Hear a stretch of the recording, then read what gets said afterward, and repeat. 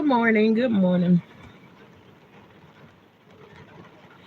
Callie, how you doing this morning? Good to see you. Good to see you. So I came on here this morning, and yes, it's doing my favorite thing that I love for it to do. It's raining. I love the rain. But this morning I woke up and was watching a whole bunch of videos about gentle parenting. Whew, I ain't never heard of those words in the black community, but I figured let's talk about it. Gentle parenting. Um, but also thinking about gentle parenting and going to look and see what everybody was calling to see what everybody was calling gentle parenting. What is the example of it? What are they talking about? And I just had to think about this one particular story because we all come from somewhere, and it's either we gonna continue down the pattern that we was taught or we gonna change the pattern, one or the other. Like you have to decide. So I thought about something that happened with my mom, and one of those things was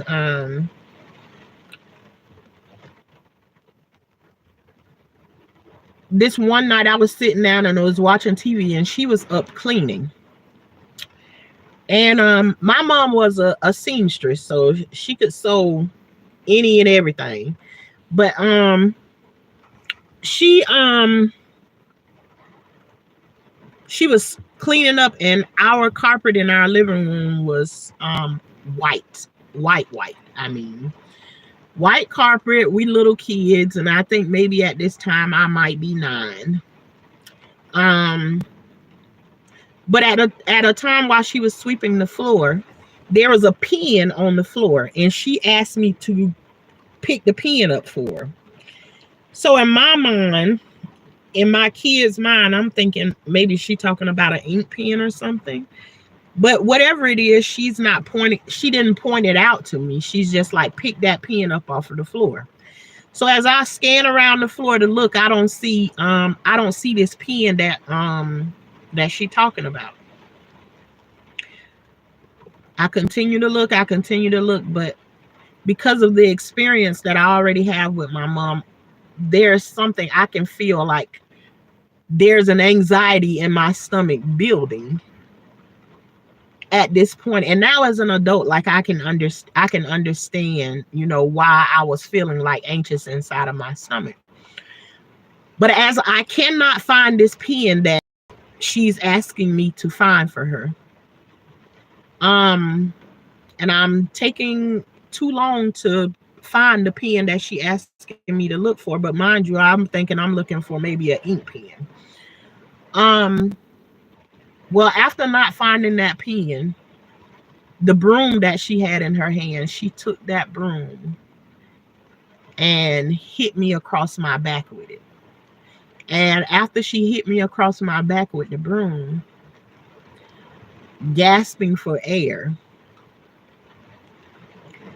she takes the handle of the broom and point down to what ended up being a stick pin that you put into clothes, like to hold them together while you're sewing them. Um, After she pointed it out, I got the pen and I gave it to her or whatever. It's like the little pins what you stick into like the tomatoes or whatever. But thinking about that's what happened today. It made me go back to, no, not feeling sorry for myself,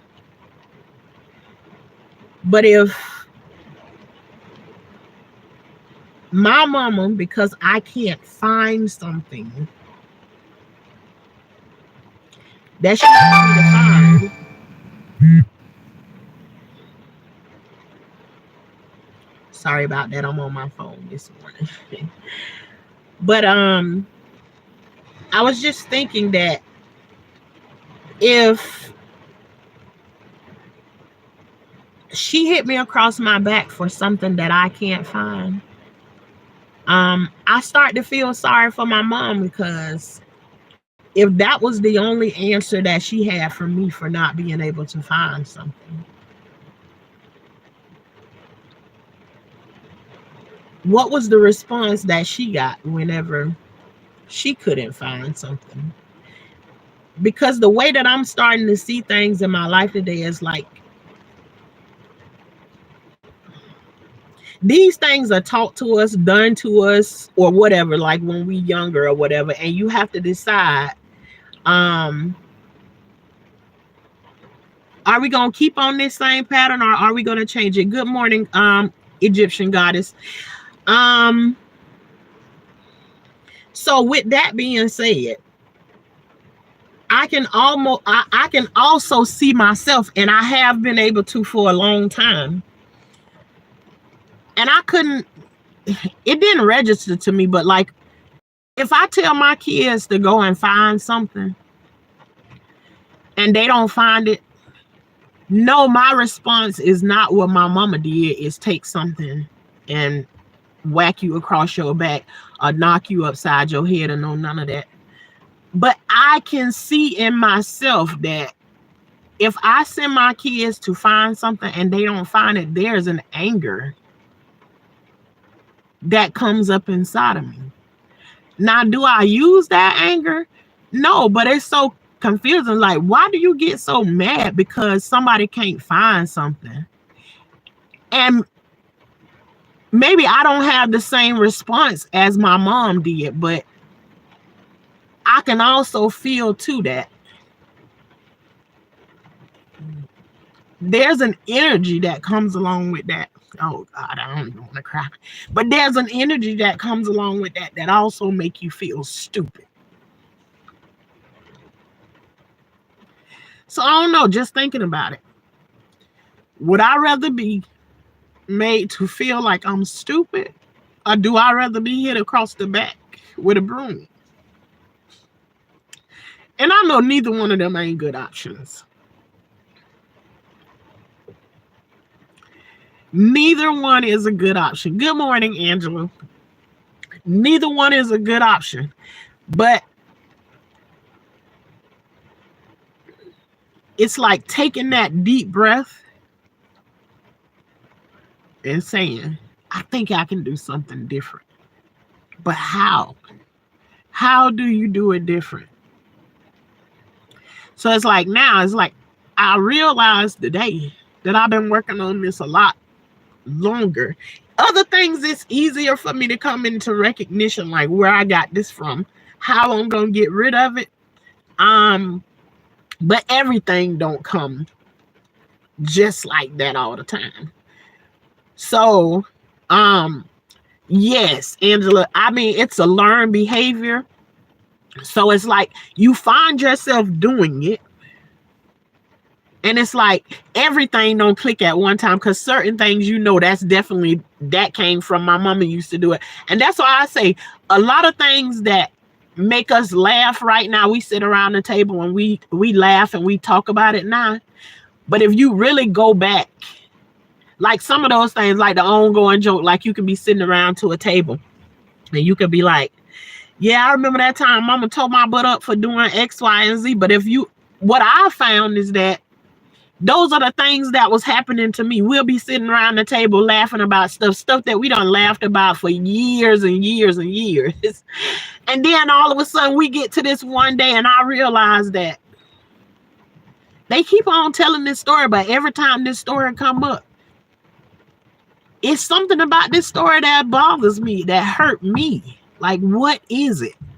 And the more and more the story keep coming, then I find out later it's because, yeah, you laughing about it now, but then when you was a kid, all of this stuff was hurtful. You wasn't allowed to cry about it, because if you cried about it, you was made to feel like something's wrong with you, because why you sitting over there crying? What you crying for? Ain't nothing even happened. And when people do stuff like that, it usually ain't about the person that's crying. It's usually about the person that's watching you cry. People have watching people cry for some people is like it bothered them on the inside to see somebody crying. I've also learned too that whenever I see somebody crying, I don't immediately want to go to their rescue, give them a hug to stop them from crying. I'm telling you, every inch of my life, I've been taught that there's something wrong with crying. I can even remember when my baby passed away. An aunt of mine came by the house and she gave me a hug. And while giving me the hug, she whispered in my ear, she said, I don't want to hug you for too long because it's just going to make you keep crying. And literally, my baby had just died like the day before that. So because of what I had been taught my whole life, even at this time, my baby is dead and I'm sucking up tears because my auntie said, oh, hugging just gonna make you cry more. So getting up and thinking about the gentle parenting, honey, absolutely not. I can't do all of those things that they doing on there. And absolutely, Angela, this is a learning thing. This is something I'm learning that's in progress, because only for me, this definition only applies to me. Crying is weak. You weak. But then I can look at somebody else cry and give them all the grace in the world. Shauna, you ain't got no room for crying. That's how I feel. So, but even on that day, I find myself sucking up my tears because somebody else said I shouldn't be crying. So that also made me remember that the other day I had asked my daughter to go and find something for me. And no, I didn't. No, she asked me for something and I told her where it was. And she was like, Mom, it's not there. And I'm like, I know it's there because I just put it there not long ago. And she went in there, but she didn't look where I told her to look at. But I also realized that when she said it, because I knew that I put it in the place that I'm telling her that it was. No, I didn't do it like my mama. I didn't knock her upside the head or no, none of that. But the energy of my frustration when I walked in there is like, I know that kind of energy can make somebody feel some type of way because they can't find something. And so if I didn't take anything else away from gentle parenting, I do know that I can do some more work in some other areas. And I do know that I learned a lot of things from my mama, and my whole life I've been trying to figure out how to undo those things. And for the most part, I've learned how to do those things. My kids didn't get whoopings like the way that we did when we were growing up. May the licks land wherever they land. I didn't do that to my kids.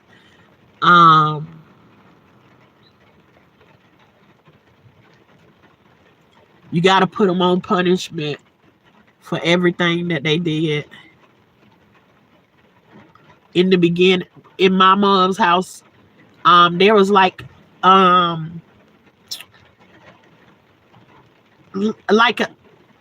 OCD type situation. You weren't allowed to touch the fish tank. You couldn't put no fingerprints on there, no none of that stuff. So, and there were pretty fish and everything. We had a hermit crab and all that kind of stuff, you know, inside the tanks and everything. And just imagine when you got that kind of stuff, kids want to go up to it and they want to touch on the side of it, put their face up to it, and probably lick the side of the fish tank every now and then. But good morning, Shalissa. You know, kids will want to go up to the side of that fish tank and maybe lick the side of it or whatever. It's just kids. And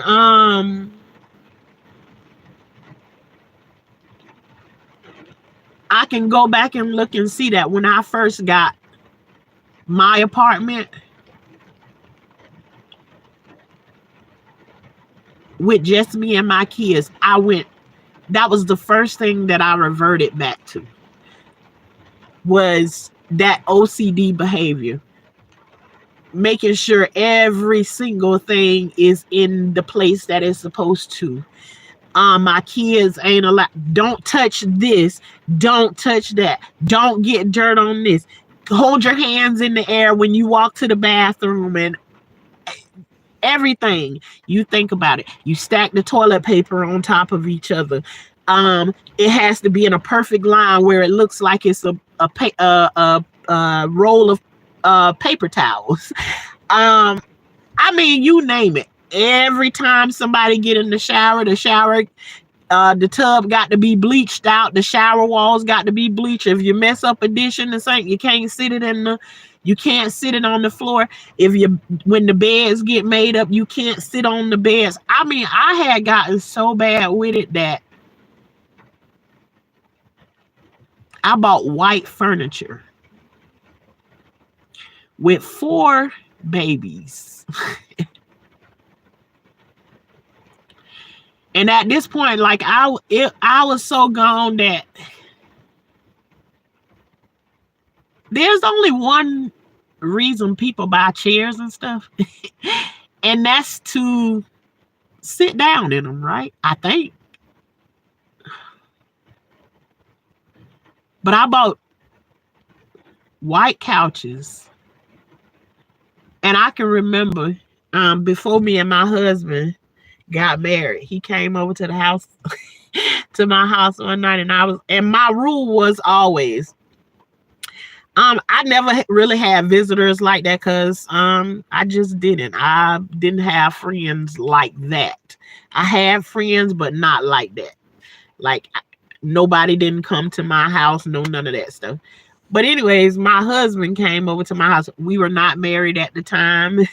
Good morning, everybody. This one of these discussions I'm probably gonna get thrown off of 500,000 times, but let me pin mark it in my head. I'm telling the story about my husband because I'm going to go back. Stay strong, and at some point you'll rid yourself of some of those nightmares. Absolutely. I've been ridding myself, Egyptian goddess. It's just that some people don't understand what they fighting for and why they going through those things. And so I'm just here as a reminder that says that there's things that happen in your past that sometimes try to go into your future with you that you need to leave behind. So me watching gentle parenting videos this morning, and no, I'm not in agreement with every single one of them, but I can take something from them. I don't go and look at other people's videos to see what I disagree with. I go to see what I can take away from it and what I can possibly apply to my life and, keep it going. We are in a world filled with narcissists, sociopaths, psychopaths, all of that. These types are for self only. Yes. You don't have to be like your mama. And I'm definitely learning that every single day. I don't have to be like her. But my husband came before we got married. We were dating, but we had one child together, a newborn at this time. But he coming by the house and he getting ready to sit down on the sofa, but he already know that from prior times that he came over there. I don't know if he actually knows that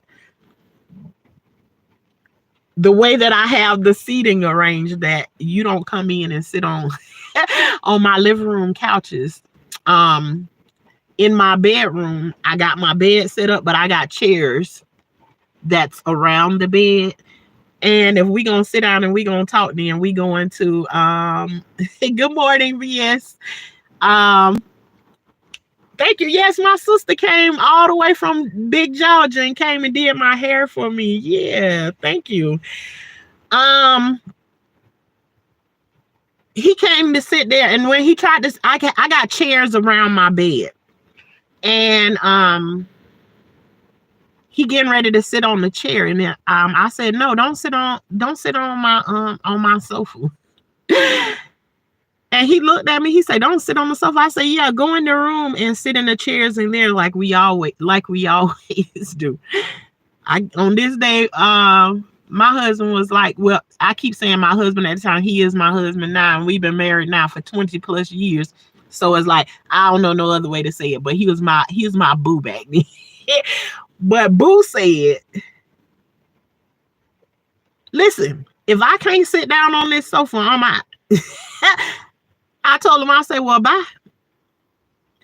Child, he turned around and walked out that door. But what he don't know is when he walked out that door, your girl was in the house crying like I don't know what it's like. And I'm like, I don't even understand why he couldn't just go and sit in there where we always sit at or whatever. But anyways, that's how.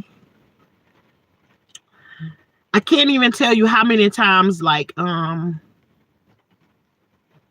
this is another hurtful thing, that OCD, and trying to keep everything perfect and in order. And I thought about this after my mama. My mama used to be knocking at my door. My sister and them used to be knocking at my door. One of my sisters in here, and she know this to be true, but they can be knocking at my door. And because I don't want no tracks on my white floors or none of that, I ain't answering the door. I'm looking at the peephole watching them knock on my door. I ain't want people to come over to my house. I just wanted my house to stay clean and perfect. My kids to stay clean. At this time, my kids weren't even allowed to go outside and play. I had and I wasn't living in an apartment. I actually was living in a townhouse, and I had upstairs. So I turned the upstairs into like the playground for my kids. So I had all boys, and my baby was a girl. But at this time, I didn't even allow my boys to go outside because I didn't like the smell. I can't stand the smell of, to me, little kids smell like little dogs when they go outside. Or let me not say dogs, little puppies when they go outside and play. And so that smell to me, I don't like it. So for that reason, I wouldn't allow my kids didn't go outside and play like that. So my husband coming along, and during that time when my boys was little,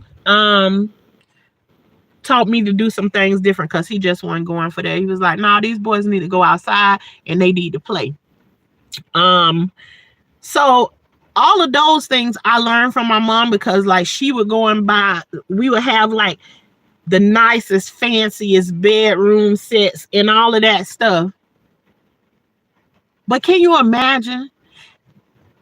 I can remember this one time she let one of my friends come over. Her name was Shanae.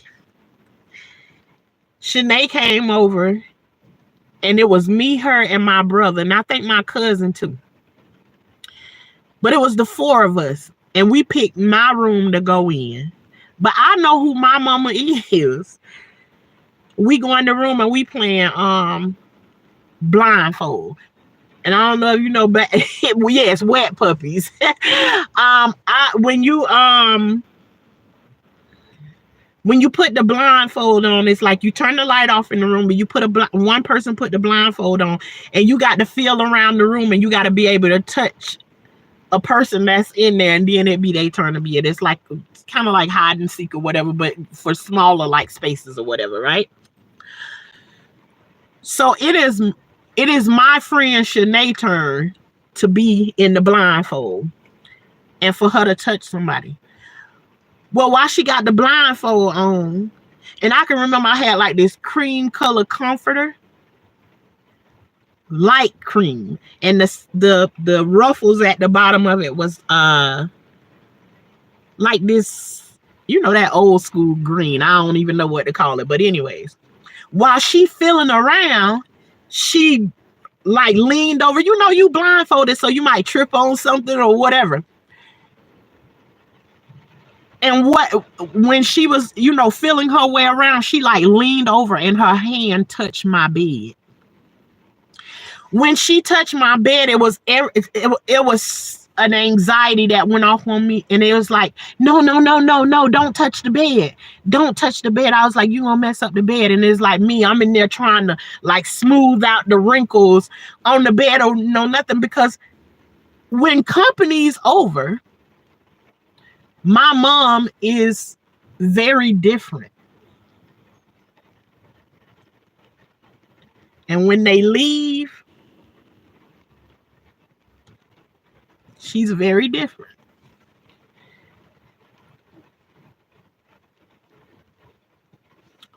So even though I started my kids off with that, me moving to Orlando into a house that was built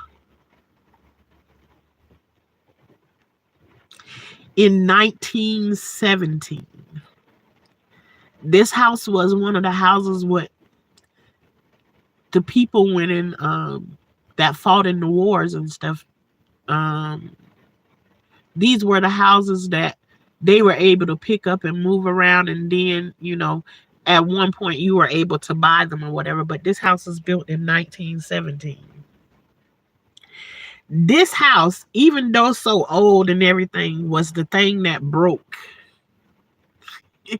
When I say broke me in a whole bunch of different ways.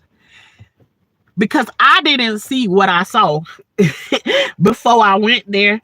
But something in my heart was ready for that move. I wanted to. My husband didn't want to move back here, but this is where he from. I ain't never left Guilford, Florida a day in my life. As a matter of fact, I had never left the state of Florida, period, my whole life. But to come here, I knew it was the right thing for me looking back at it. And then I know that my mama saw me and her, because talking to my brother, and he told me one day, he was like, I think mama didn't say it to you. He said, but I think it broke her when you moved to Orlando. I say, what you mean by that? Because at this point, I'm thinking, me and my mama ain't gotta be in the same place. We never really got along like that, but there's other things that happened that made us really close towards the end. But it's like I was living in my perfect little townhouse and everything was so perfect, and then I moved to this place. And you can't keep up with everything because there's work need to be done on this house. We living in this house and doing work on it all at the same time. And then we start collecting. I'm only there for 6 months. And of course, we ain't got all of this stuff done that need to be done to this house. And I've had 5 children, but remember I said 1 passed away. So now we at 4 children. But I'm only there 6 months. Me and my husband before we get 3 more children. And after we get 3 more children, we got 2 more children after that. And then in between that, I was having more babies till we ultimately ended up with 14. But I say all of that is that I moved to this one house, and my brother calls me this one particular day, and he was like, and this is after our mom had passed away. And he said, I think it bothered mom. And he said, I think you meant more to her than you ever thought you did. He said, because When you moved to Orlando and she came and seen that house that you were moving in, he said, Mama heart was broke. I say her heart was broke. I said, what you mean by that?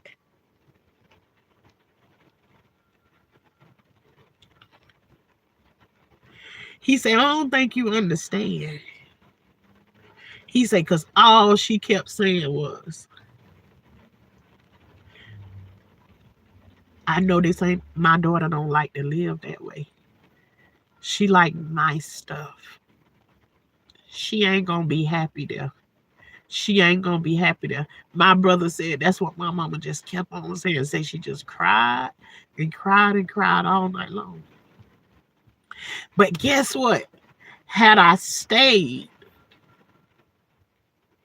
in Gifford, in my perfect little place, I would have done the same things to my kids that my mama did to me. And what I learned was that all those times when we had all of those nice, beautiful things, pretty things, I told my brother, I said, I can't go back and tell you damn day that I enjoyed living in that house where we lived at when mama had everything so perfect. I can go back and look at my pictures when Cabbage Patches first came out. I had the new Cabbage Patch. I had the paperwork where they even had the little hospitals and stuff back then where you can, like, if your Cabbage Patch got a little tear mark or something on it, you can take your Cabbage Patch to the doctor to get them sewed up and all of that there kind of stuff. They came with diapers and all of that stuff. But I can go back and think about it. My mama, she let me open that Cabbage Patch up on Christmas, and we took pictures with it.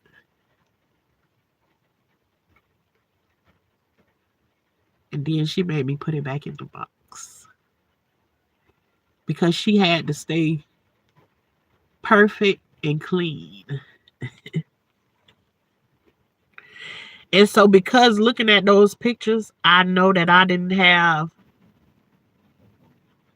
and that's the life that we was living, that everything was so perfect and cleaned up all the time. And we got thrown from that to when my mama decided that she didn't want to put my younger siblings' daddy on child support because he was married. This is where we live when we ended up being thrown into this place of chaos. So, and if I had a choice of would I want to live in the chaos or the perfect world of my mama, I think going through what I went through, no, that's a hard decision. I got to give that more thought. Chaos or perfect? Because then I think about the perfect world. Perfect was fucked up too. And it just is what it is. I don't got no better word for it. Perfect was fucked up too.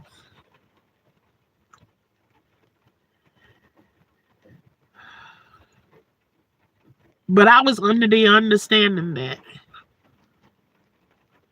I didn't have no good memories where I lived at. So I didn't want my kids to have the same experience. I hated living there because there was nothing. It's like at this point I get irritated when my brother even brings up even thinking about his bedroom. He had white comforters. His room was blue and white. His walls was blue and he had white, bright white comforters. Jesus Christ. And it was a demand that it stays clean. But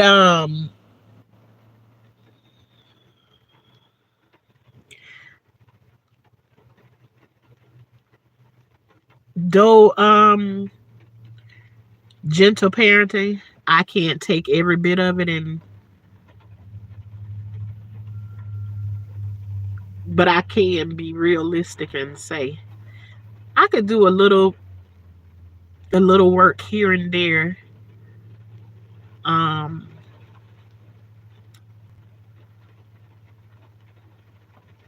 to change some things, because one of the rules that my kids always grew up with, you ain't allowed to call each other stupid.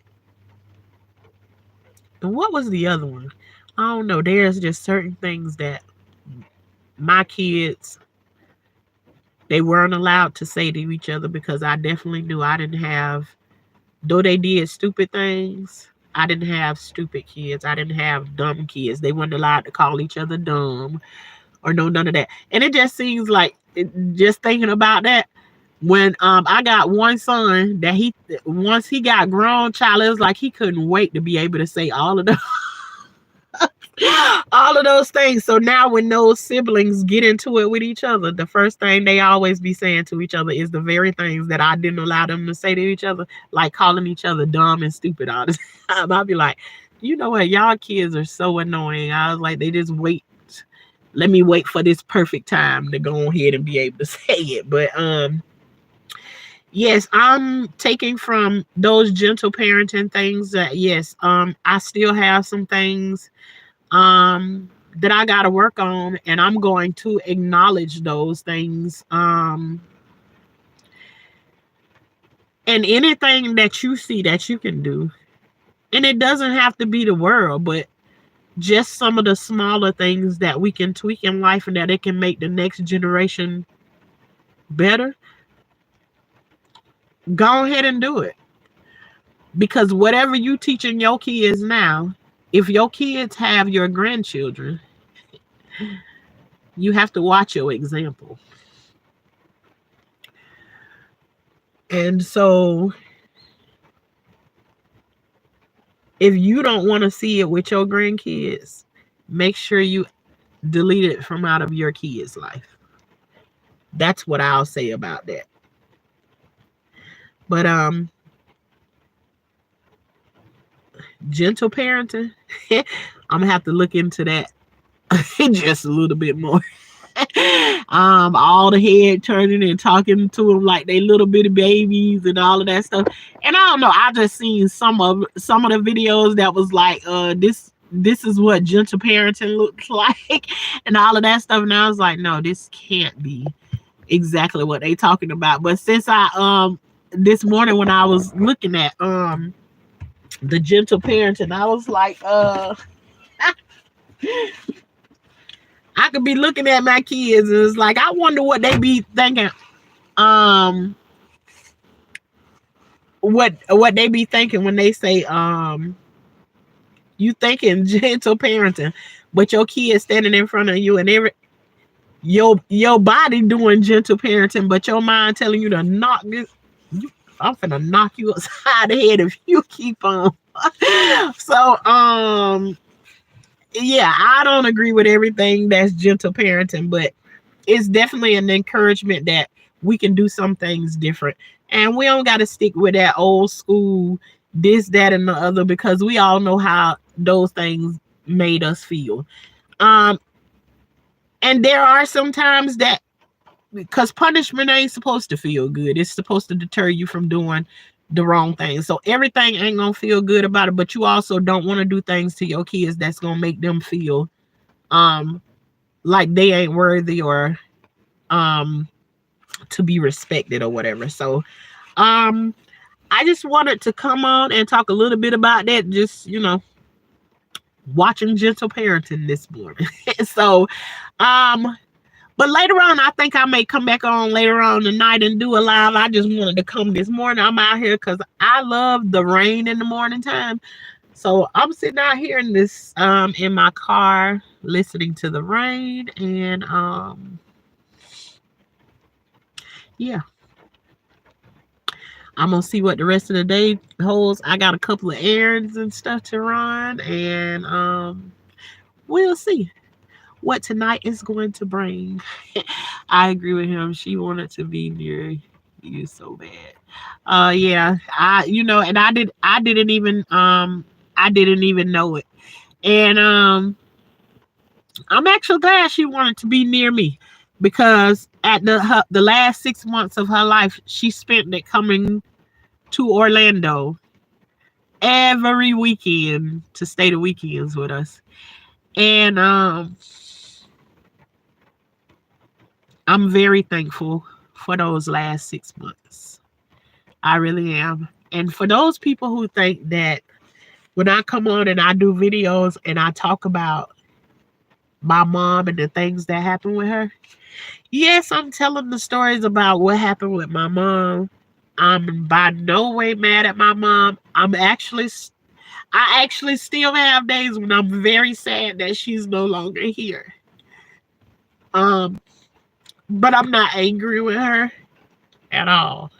Like I said, the things that happened to me in life has made me who I am right now today. I don't know one experience that I can delete out of my life and say that my life will still turn out like it is right now. So I have no anger whatsoever towards my mom, but this is the truth of what happened in my life. And we all know we no matter how we lie and try to change things around, the truth is always going to remain the truth. And no matter what you tell anybody else, you know in the back of your mind what that truth actually is.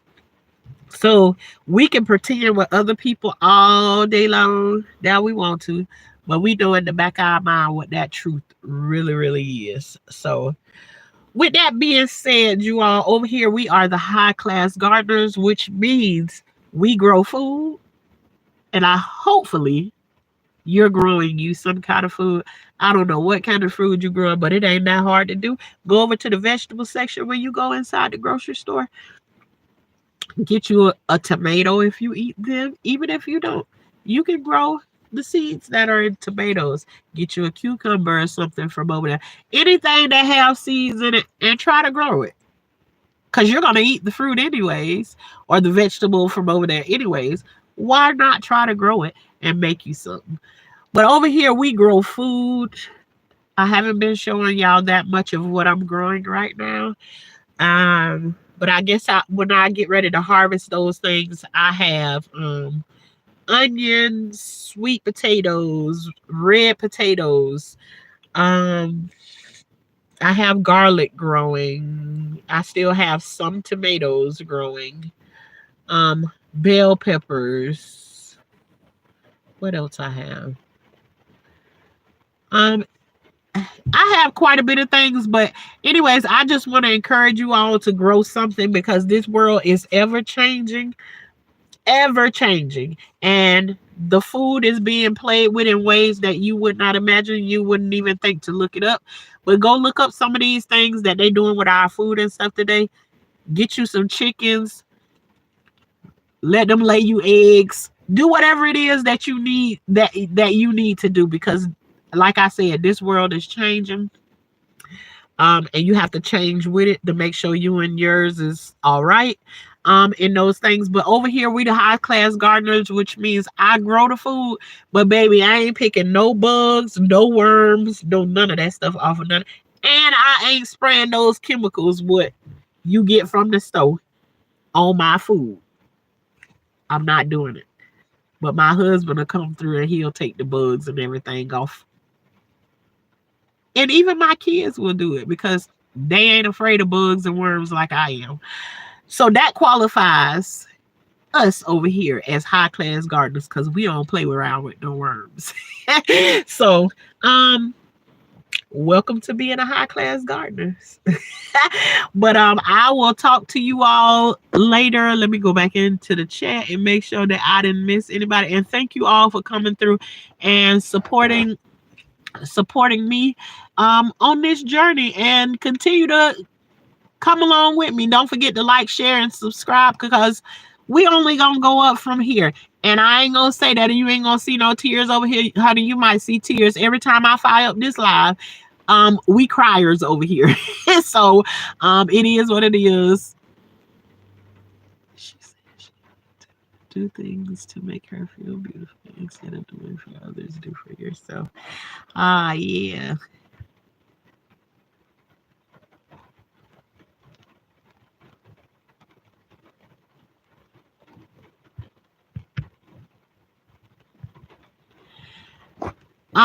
Jacob, you got a question? Go ahead and ask your question before I before I leave from in here. I like questions. What's your question, Jacob?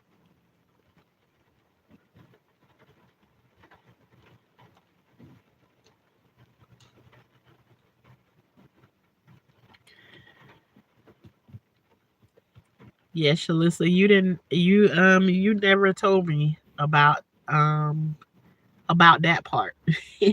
That she wanted to be near me so bad. And I think mom was embarrassed. She was embarrassed about feeling those ways. How she got there, I don't know.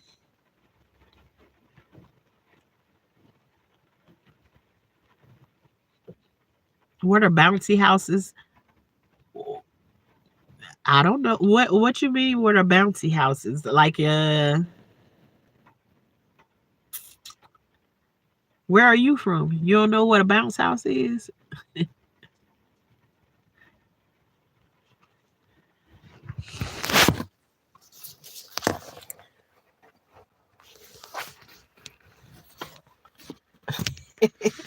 Jacob, are you playing with me this morning? I like good jokes. What are bouncy houses? Mm, I don't know, Jacob. I know only thing I know about a bouncy house is like the bounce houses that you get for your kids to play in, like for a birthday or something. Other than that, I don't know nothing about no bouncy houses. Fly kid, hey, how you doing this morning?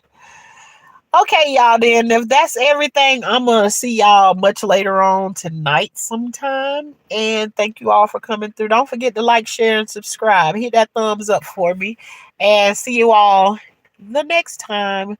Would you jump in a bounce house? I actually have several times with my kids before. Why? What's so interesting about a bounce house this morning, Jacob?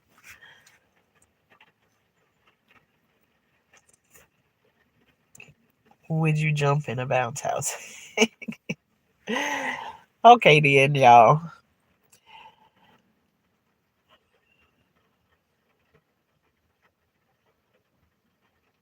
Would you jump in a bounce house, Jacob? Have you jumped in a bounce house?